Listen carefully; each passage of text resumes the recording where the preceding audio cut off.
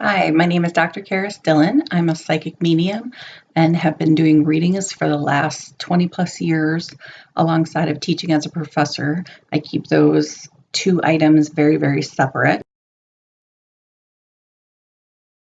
So when I was a kid, I just thought I had a very, very active imagination. If you and I were looking at a park, I would see a deer dart across the park. And, normally people didn't always see the animals or didn't see the people. On the other hand, it was really scary. I didn't tell my parents about 90% of what I saw. There were always monsters under the beds. There was always things in the closet. Everything was really scary for me. School was very scary. I later on had like very debilitating panic attacks when I entered high school. But there was the other side of that too, where I was seeing like beams of light around my teachers.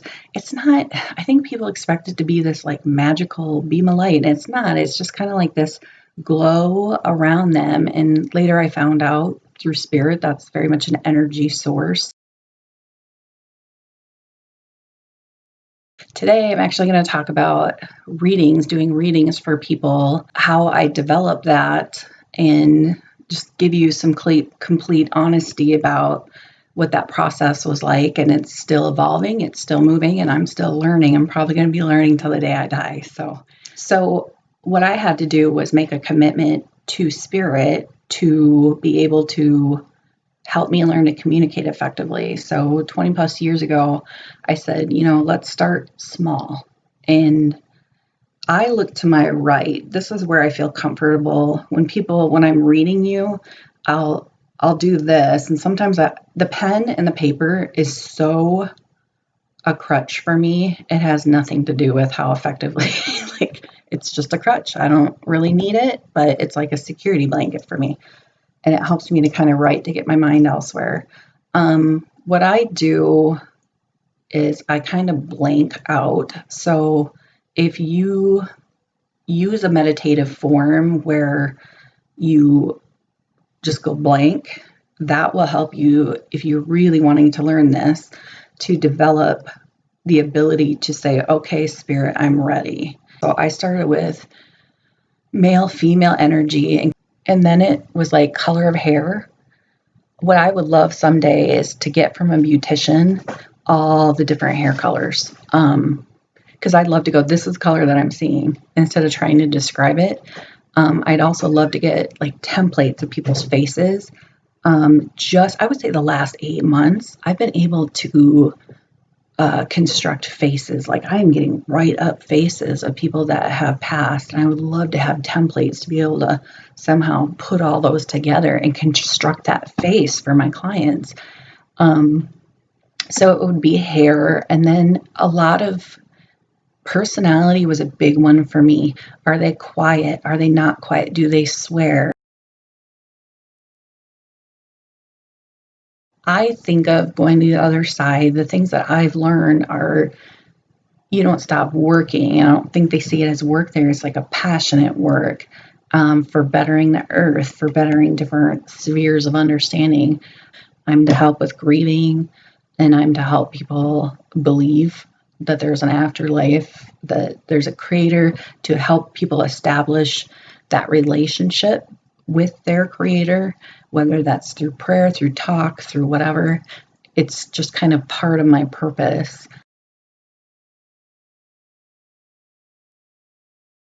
The way that they signal to me that this is them and it's not my conscious mind is to drop something I'm not familiar with, or like it surprises me. So I'll be like, the only way I can put this is if you're watching like a guided meditate or you're listening to a guided meditation on YouTube and you're visualizing these things and they're like, now you're going to open the box, and you open your box and inside you find something you need. And I know some of you will say, that damn box is empty, and that's fine. But a lot, it's just working on the imagination if that's the case. But when I open that box, there's always something in there that I'm not expecting. And that's kind of what happens in that space for me.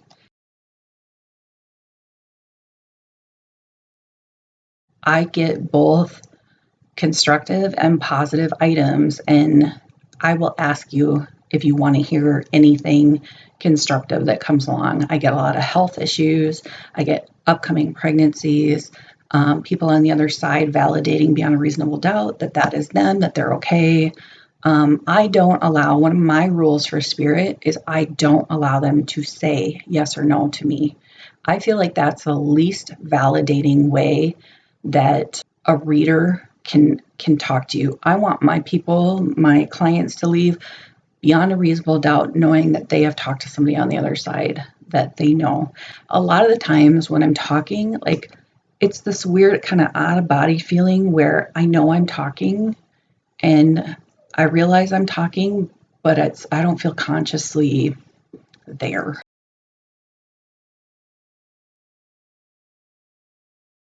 I know it's hard for some people to believe, but after thousands of readings, I still get very nervous before each reading.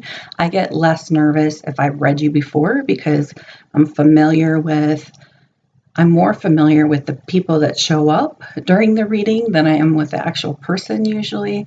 So people are surprised to learn that I forget about 90% of what we talked about.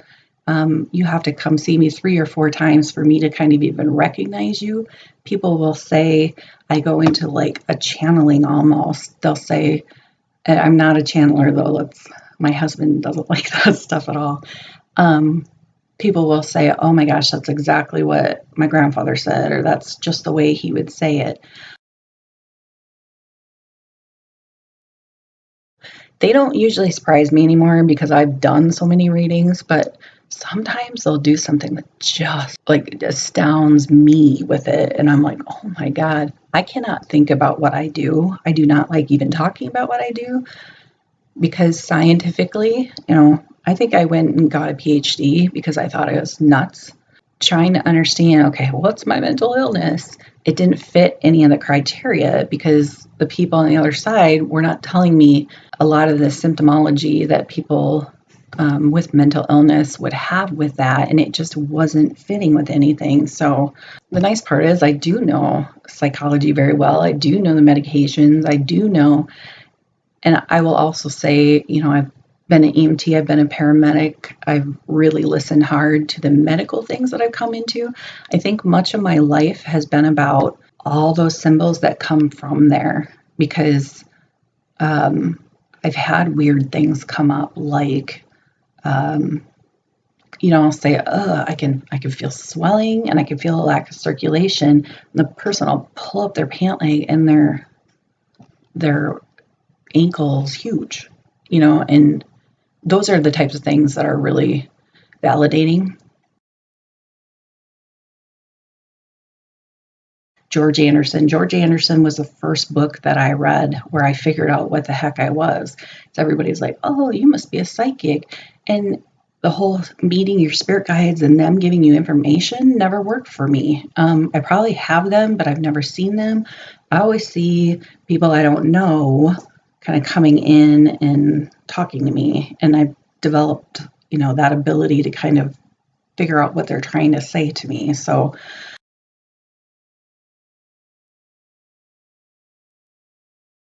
I do readings via Facebook Messenger. Farthest away I've ever done a reading is Sacramento, California. I've had somebody drive from St. Louis, Missouri to come see me. If you do that, don't tell me because that makes me really nervous that you went all that way.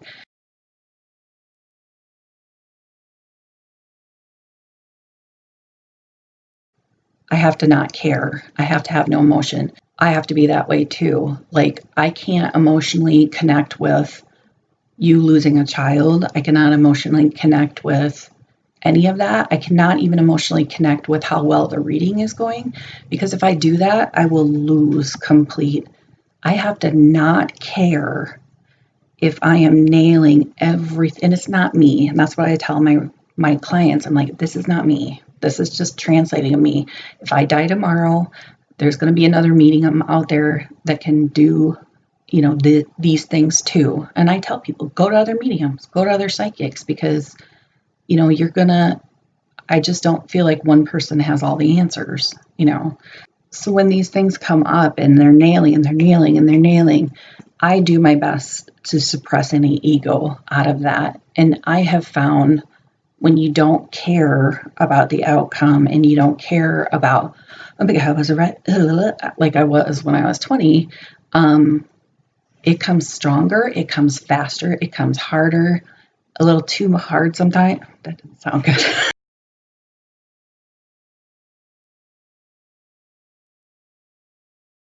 I don't get upset with a lot of things. I don't care if people go to other psychics and mediums, but I care when they say things like, you're going to have a curse on you, or you have to buy this crystal and everything will be fine. That's upsetting to me because I think in their gut, they know that's not right. And I feel bad for them that they have to earn money in the metaphysical field to make a living. But I really do think if they're supposed to be there, and they do it correctly, they'll do twice, three times as well.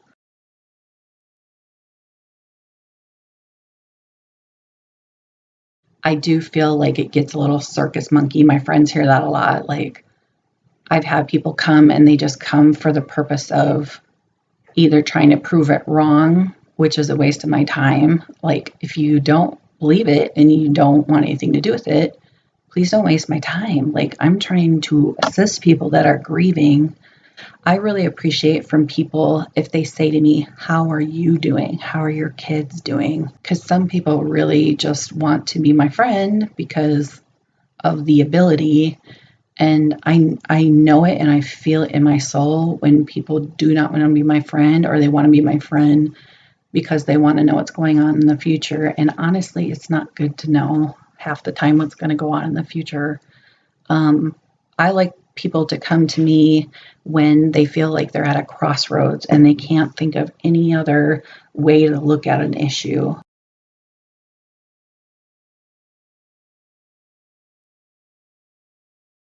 And I really don't sugarcoat things either. If you're being nasty to your spouse and that's what I see, I'm going to say it to you because truth is a good thing. If somebody said to me, you know what, when you go off, which is probably once a year, twice a year, I know, believe it or not, um, I'm not a nice person when I go off once or twice a year. It's bad. It's really bad.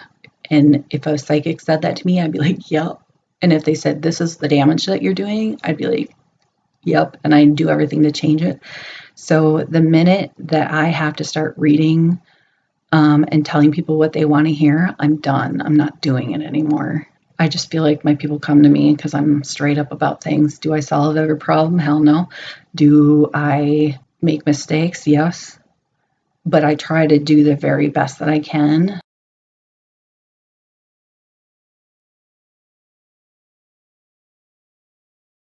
Corona. I hate doing future stuff, but I feel like you guys would want me to say it no matter what, even if I'm wrong.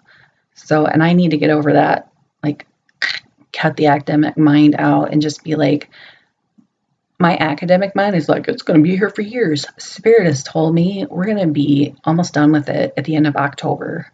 Like, I'm like, how? How's this possible? Tie up your loose ends. That's what I feel like these next couple months are. Tie up your loose ends at home. Make those routines that you want to keep that you learned from quarantine. Maybe you did stuff as a family and you've learned, like, we go too much. We need to have these family dinners, or we need to sit down and watch a movie together. Consolidate those. Make sure they're there to stay, because we had a giant slowing down and getting to know each other. On the flip side of that, guys, we had divorce. I have some realtor friends. I'm not a realtor anymore, just not my thing. I had a lot of realtor friends say there were so many people that broke up during the quarantine. It's not necessarily a bad thing. You know, maybe they're moving on to the next portion of their life where that person would hold them back. Or I get it. My daughter told me a bunch of YouTube people broke up too, that the quarantines caused that. Please, please, please reflect on the positive things from the quarantine and try to keep them. We don't have much of this left, thank God. But there's definitely been some major positive things from it.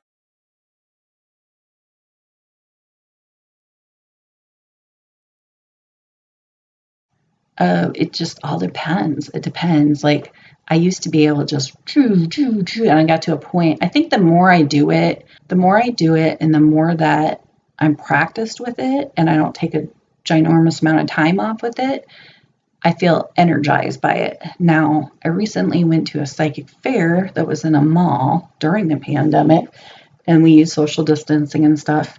And I thought I was okay, and I was there probably 7 hours, and I read, I don't know, 10, 11 readings in a day. And I think I slept 26 hours straight. I did not feel good after that.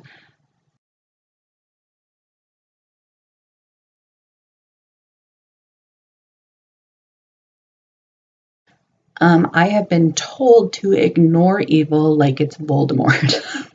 So I have my people on the other side, like I will go as the medium for ghost hunting adventure type things. Now, I don't any longer pay for myself to go ghost hunting. If somebody wants me to go with, I mean, I end up reading the whole time and it's not always fun for me. So I gotten to the point where I've laid the boundaries and said, hey, I need to get paid for this. This is draining my energy. And it takes time away from my family. It's fun, but it's also draining. Sometimes I like to be there as the medium because we're the eyes and ears of the situation. If something's coming or if something's coming at, I can warn. But I got to tell you, I've been at places where my spirit guides have said, under no circumstance are you going in that room or are you going. And if I don't listen to it, okay, here's the funny part. Everybody thinks this is so funny. That's a friend of mine that I talk the real world with here. But if spirit doesn't want me to go do something and I think I'm going to go, they'll give me like instant diarrhea. I'm not kidding you. And I don't feel like I have, it's just like, oh, you think you're going to go? You're going to go to the bathroom, something like that. So they really do have the control a lot of the times.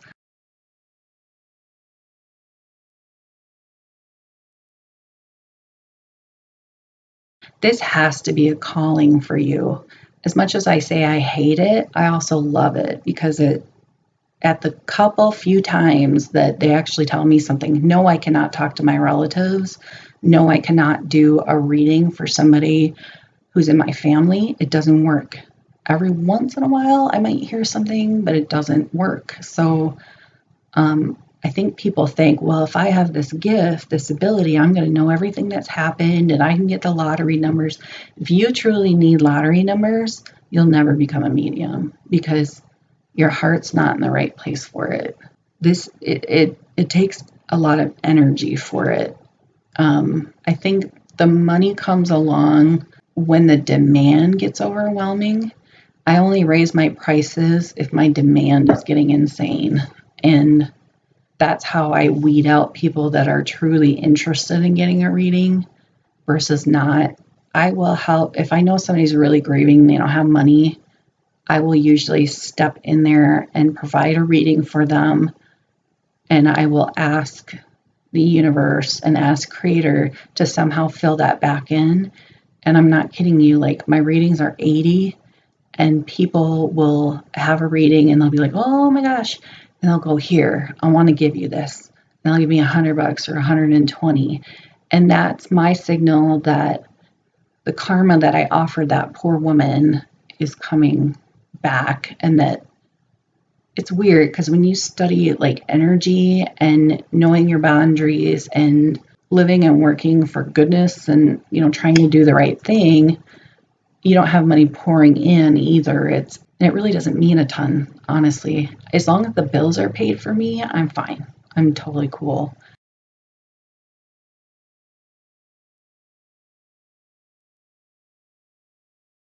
Right now, I am working on, and this was Spirit's idea. They want a shed outside my house, 10 by 10. They want air conditioning and heat, so that I can do these readings and not have the dogs coming in. They want a spot for me that's very centered on helping people and helping them more quickly because they just said there's going to be more demand coming. So, which is fine in a weird sort of way, but I really do believe everybody can talk with not only their loved ones, but the creator, and that communication is there, that we're just not always tapped into it. All right. Love you all. If you need a reading, I don't do phone readings, but I do video messaging readings. For those of you that do those, it's $40 beforehand and $40 when it's finished. I do in person during the pandemic, only on my deck that's socially distanced. So, and it's outside. If it's hot weather, it's hot weather. If it's raining, I will cancel it. I don't put anybody at risk with the pandemic. So, have a great, amazing, wonderful day. Don't forget the positivity. We need it so badly. Love you all. Take care of yourselves. Stay safe, please. Bye.